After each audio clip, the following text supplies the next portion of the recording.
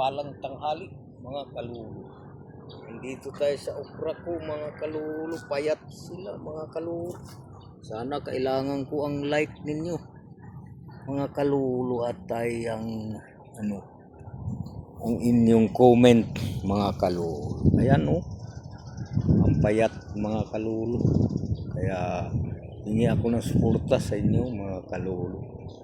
Like and share mo lang mga kalulu at comment at i-follow nyo yung aking Facebook. Makatulong mo lang dito sa aking okra mga kalulu na payat. Ayan sila mga kalulu. Ayan sila. Ayan. Payat mga kalulu.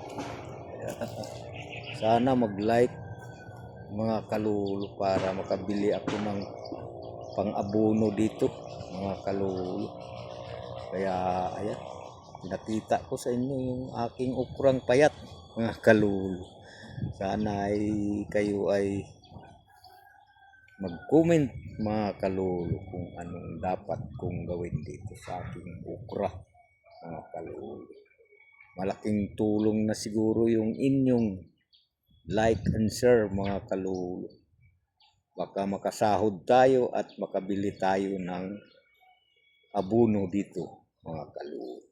Kaya hanggang dito na lang mga kalulu at ay pinapakita ko lang sa inyo at sana ay matulungan niyo ako dito sa inyong like and share mga kalulu. Thank you po sa inyo mga ginintuang puso dyan.